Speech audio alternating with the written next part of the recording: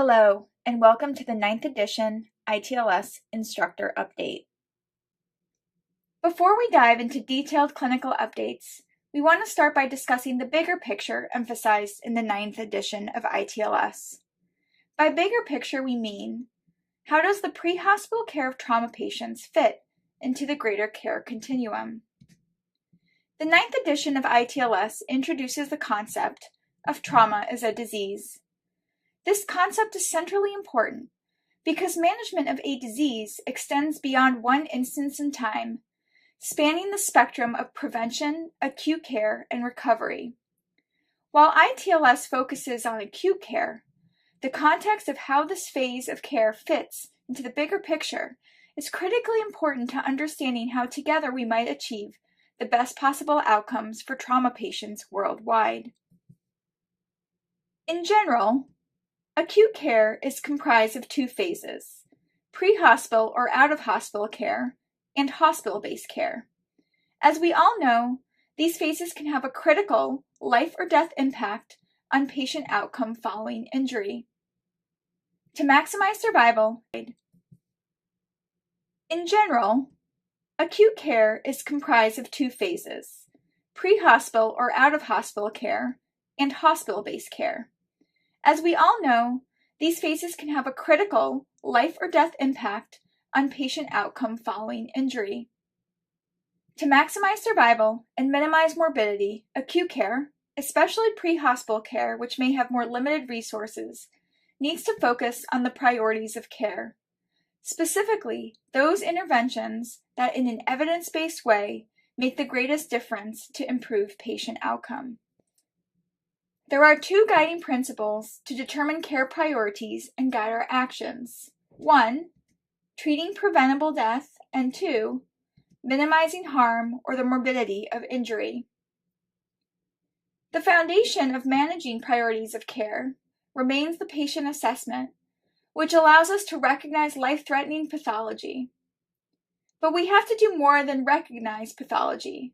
The key is to link this assessment with critical actions.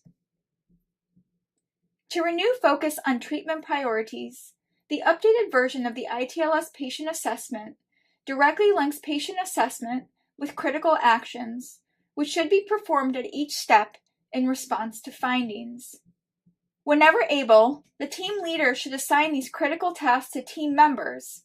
This allows for prompt identification of life-threatening injury while enabling treatment to prevent preventable death, including rapid transport, to be initiated as quickly as possible. Other than linkage to critical actions, there have been a few other modifications to the ITLS patient assessment, which, as stated, further reinforce the priorities of care. As with previous editions, the patient assessment begins with scene size-up.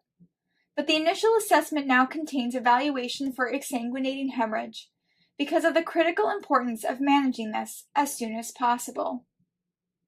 Following the initial assessment, there is consideration of the mechanism of injury. Note, there should be a low threshold to evaluate the patient via rapid trauma survey, especially in the context of any altered level of consciousness. Following a rapid initial assessment, providers should determine if this is a critical, aka load and go situation. If so, rapid initiation of transport to an appropriate destination, ideally a trauma center, should begin. In this situation, it is expected that a reassessment exam, renamed from the ongoing survey in previous editions of ITLS to better reflect what is actually done, is performed whenever there is a change in patient's condition, a patient is moved, or an intervention is completed. It is possible that with a critical patient, there may not be time to allow for a complete secondary survey to be performed, but once again, this is because of renewed emphasis on priorities of care. Let's now review clinical updates from the 9th edition. The clinical practice of pre-hospital medicine is constantly evolving and improving because of research. In the updates to the 9th edition, we have made every attempt to focus on those interventions which, in an evidence-based way, may improve patient outcomes. Because patient assessment forms the basis for clinical intervention, rather than take a chapter-by-chapter approach to discuss changes from the 8th to the 9th edition, we review the 9th edition updates based on where they fit in as critical actions within the ITLS patient assessment. Let's start with hemorrhage control. Previously, in the 8th edition, the discussion of shock was deferred until airway and breathing. However, given the central importance of hemorrhage management to trauma survival, as well as its fundamental and interrelated importance to airway management choices, this has now been prioritized to Chapter 4 and renamed to stress the central importance of hemorrhage management. Furthermore, the accompanying skills chapter no longer focuses on vascular access skills alone, but this is now coupled with hemorrhage control skills because of their primary importance in the treatment sequence. This chapter now emphasizes skills such as wound packing and tourniquet application. Following the discussion of hemorrhage control, airway management, as we all know, plays a critical role in the trauma patient management as loss of airway is one of the leading causes of preventable death. Trauma patients have two basic airway needs: oxygenation, which is critical in all patients, but particularly those with traumatic brain injury, where a single episode of hypoxia can negatively impact mortality and neurologic outcome. In addition to oxygenation, patients require ventilation. While pulse oximetry is a measure of oxygenation, hypoxia is a late finding in airway failure, which is detected much earlier by waveform capnography, which monitors ventilation. Continuous waveform capnography is a key assessment tool. Recent studies have demonstrated that this is a powerful tool that not only allows us to monitor ventilation, but also patient perfusion status. But waveform capnography is more than just an assessment tool. It is a patient management tool as well. Beyond being the gold standard of airway confirmation, it is a key tool to avoid hyperventilation, which can have detrimental effects on patient outcomes, particularly those with traumatic brain injury, where hyperventilation decreases cerebral perfusion and promotes cell death. It is worth briefly discussing the role of waveform capnography in airway confirmation, and the key word here is airway, not just endotracheal tube. Capnography should be used to confirm all airways, particularly invasive airways such as supraglottic airways and endotracheal tubes. Like an endotracheal tube, a supraglottic airway can also be misplaced or provide inadequate ventilation when malpositioned. Given the renewed focus on airway management, that is, meeting patient needs of oxygenation and ventilation, there is increased stress on doing the basics well. The 9th edition specifically addresses this with a focus on optimal patient positioning for both non-invasive ventilation as well as invasive airway management. Specifically, how to improve airway positioning in conjunction with spinal motion restriction is discussed. This is accomplished by raising the head of the cot in such a way that the spine is in alignment while optimizing airway positioning by aligning the tragus of the ear to the sternal notch.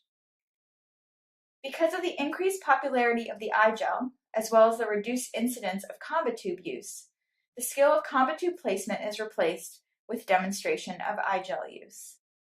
Furthermore, there is a discussion of drug-assisted intubation, which has been updated. Here we will review a sample protocol which highlights one thought process towards drug-assisted airway management for the trauma patient. The emphasis is that this is a sample protocol that emphasizes one approach, but in no way replaces local protocols or scope of practice considerations. The algorithm begins with a focus on whether the patient even requires invasive airway management in the first place. Patients who are able to oxygenate and ventilate without impending airway compromise or failure to protect the airway may be managed with BLS airway measures in the pre-hospital phase of care. Because of the central importance of avoiding hypoxia in trauma patients, particularly those with traumatic brain injury, the protocol begins with measures to prevent peri-intubation hypoxia, particularly pre-oxygenating the patient, adding in appropriate monitoring, and airway adjuncts in the case of procedure failure. For patients who are hypoxic, hypotensive, or combative, we need to be concerned about the risk of peri-intubation arrest if these are not treated in some way prior to induction. Combativeness here is grouped with hypoxia or hypotension, as hypoxia and shock are often the cause of combativeness in patients who have suffered trauma. In this case, Efforts should be taken to correct hypoxia or hypotension prior to induction. The protocol suggests the use of ketamine, which generally has favorable hemodynamic, analgesic, and sedating properties, to gain control of the airway and the patient in order to address airway and circulatory needs prior to induction. Patients who are neither hypoxic, hypotensive, or combative may be induced using both a sedative and a neuromuscular blocking agent, such as succinyl choline or rocuronium, in order to optimize intubating conditions and first-pass success. Once the airway is intubated, this must be confirmed using the standard of care of waveform capnography. In the case of failure, something must be adjusted prior to a repeat airway attempt if success is to be expected. Finally, it is of critical importance that patients receive analgesia and sedation post-intubation, particularly in the context of a long-acting neuromuscular blocking agent such as rocuronium during transport. Following the assessment algorithm for breathing, there have been updates to the management of thoracic trauma. Once again, the goal of the Rapid Trauma Survey is to guide you in an organized fashion in the discovery of life-threatening injuries, including those to the thorax. There have been some clinical updates here. First, a bulky dressing is no longer recommended for the management of flail chest. In the management of an open pneumothorax, as opposed to 3-sided tapings which were taught previously, this has been replaced with 4-sided taping or the use of commercial chest seals. Chest seals with laminated vent channels have experimentally been shown to allow effective evacuation of blood and air from the pleural cavity. Alternatively, you may make a seal from a sterile occlusive dressing taped on 4 sides, or, more creatively, use an expired AED pad to form a seal. Should a tension pneumothorax be present, the 4-sided tape or chest seal should be maintained and the chest decompressed, ideally laterally at the 5th intercostal space at the anterior or mid-axillary line. Regarding circulation, we are going to discuss 2 updates: the concept of perfusion-driven resuscitation and the use of TXA. Research evidence suggests that large amounts of IV fluids in the setting of uncontrolled hemorrhage may increase bleeding and mortality. As such, providers should administer only that amount of IV fluids to maintain peripheral perfusion by giving enough fluid to maintain a peripheral pulse. The key exception here is patients with traumatic brain injury, as any episode of a systolic blood pressure less than 90 increases mortality because of the impact of cerebral perfusion. In the 9th edition, TXA has been moved from under study to a discussed management for hemorrhagic shock. ITLS believes that there is sufficient evidence to support the use of TXA in the management of traumatic hemorrhage in the adult patient, given system medical control approval, oversight, and ongoing quality review. As such, following initial resuscitation, including control of external bleeding and stabilization of the airway, consideration should be given to the administration of TXA during the early stages of treatment and transport. Now that we have focused on updates in the initial management of trauma patients, we want to discuss the critical step of patient handoffs. As was previously discussed, the acute care of trauma patients is made up of both pre-hospital care and hospital-based care. The patient handoff, which functions to convey patient information throughout this care continuum, is critically important. It is very important for your patient that any time you transfer care of the patient, such as when you arrive at the treating facility, that you provide a clear and concise report of what happened, what injuries you have identified, and what treatments you have given. ITLS advocates for the use of a EMS timeout, where those receiving the patient pay careful attention to the information provided by the EMS crew. In addition, we advocate for an organized approach to reporting information at bedside. One example of an organized approach is the MIST format, which is used by many military medical personnel. M stands for Mechanism of Injury or Medical Complaint, I for Injuries Found or Illness Identified, S for Signs and Symptoms, including vital signs, and T for Treatments Given. Let's take an example of a MIST report of a young male involved in a motor vehicle accident. Our patient is a 25-year-old male restrained driver in a single vehicle accident high speed into a tree with extensive damage, including to the steering wheel, windshield, and dash. He's amnestic to the event. We have identified contusions to the right forehead and periorbital area, some broken teeth, but his airway is patent. He has chest wall crepitance on the right and decreased breath sounds, abdominal tenderness with overlying contusion, and a deformed right ankle with intact distal pulses. His initial vital signs are a pulse of 128, respirations of 28, oxygen saturation of 92% on room air, blood pressure of 130/50, and an end tidal of 42. We have provided supplemental oxygen by non-rebreather and spinal motion restriction with a cervical collar. He has a 16-gauge IV in the right AC and has received 75 micrograms of IV fentanyl for analgesia. Our estimated time of arrival is 15 minutes. This example report covers the mechanism of injury, the injuries found, the signs and symptoms, and the treatment rendered. In summary, the focus of trauma care should be on prioritizing those interventions which prevent death and minimize mortality. And the foundation of every intervention remains a good patient assessment which guides key critical actions, such as rapid hemorrhage control, airway management rather than just intubation, appropriate management of thoracic trauma, perfusion-driven resuscitation, and ensuring clear transitions of care throughout the care continuum. Now that we have reviewed changes to the clinical content, let's talk about some educational format changes that we think will help us better meet the educational goals of ITLS. The goals of ITLS education is to train providers who can recognize limb or life-threatening emergencies, exhibit good clinical decision-making, and perform necessary stabilization measures. This requires good mental representations of illness, opportunities for feedback, and iterative practice. While didactics certainly are a fundamental way to convey key information, this iterative process cannot be achieved through lecture format alone, which is why ITLS has developed resources for case-based learning. There are some chapters that have been doing case-based learning in one form or another for years. ITLS recognized its value and decided an official, consistent form of case-based learning should be developed and made available to all chapters and training centers. The editorial board created a work group to develop case-based learning scenarios that are interactive and learner-centered. As ITLS is an international organization with more than 100 chapters and training centers, including those that are still under development, newly created, or well-established, as well as those with differing levels of available resources, the development of case-based learning material had to take all these factors into account. We created a product that is easy to distribute, can be locally translated, and is easily printed and copied on most available machines.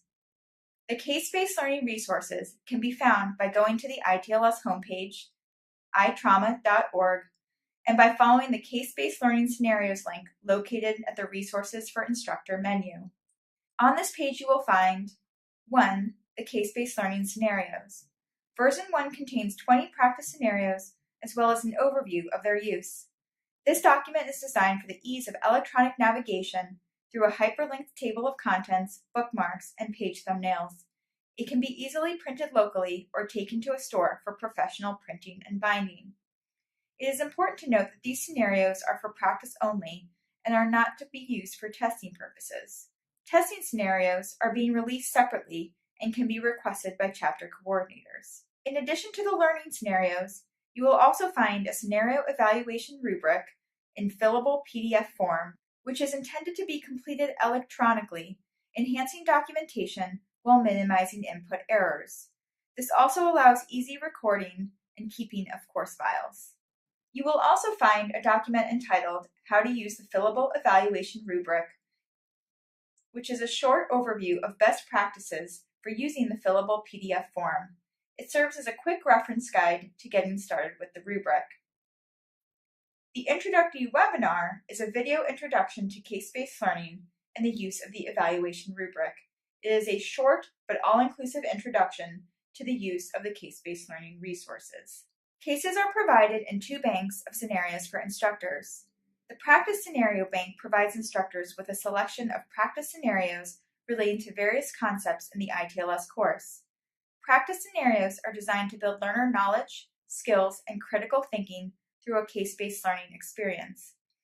Each scenario consists of 4 primary pages. The synopsis, which provides the foundational information the scenario is built around. Even without the remaining scenario pages, many experienced ITLS instructors would be able to provide learners with accurate assessment findings and appropriate interactive questions and discussion. Assessment provides assessment findings in sections that relate directly to the scene and patient assessment algorithms outlined in the ITLS course and approved materials. Expanded content provides additional assessment findings reflecting the initial patient status and status secondary to treatment. Patient Monitor provides a static view of the patient-specific EKG, SpO2, capnography waveform, and vital signs. This information is usually based off the initial vital signs provided in the scenario. Throughout the scenario pages, recommended questions to spark discussion on an objective of the scenario are included. Instructors may also ask their own questions. Case-based learning scenarios may be used to substitute for the traditional PowerPoint lectures given in ITLS. ITLS chose to use a rubric for guiding learner progress. A rubric is an assessment tool for use by the team of the scenario are included. Instructors may also performance and knowledge. The overall objective for the ITLS course is that the learner will be able to perform patient assessment, rapidly identify and manage critical and life-threatening conditions. To meet this objective requires that the learner complete a scenario being at least competent for each of the performance objectives. A learner cannot do this unless they know how to assess and provide interventions indicated. The same rubric is used for practice and test evaluations. The rubric is based on the learner's performance in the case-based learning modules. Each scenario that the learner participates in should be a learning experience. Carefully observe the learner's performance during evaluation. After the scenario is complete, use the rubric, score the learner's performance, and provide comments for possible improvement. A score of 1 in any category or objective requires written documentation detailing the specific reason. Competency refers to the bare minimum required for acceptability. Competent lives in a yes or no framework. One is either competent or not. Proficiency carries with it a level of mastery that is above the minimum and is the degree of competence or expertise. Proficient lives in a sliding scale framework where one can strive to be more proficient. In addition to instructor feedback, peer and self-assessment are encouraged. Having open dialogue allows the learners to reflect on their performance and knowledge and generate feedback to help them improve.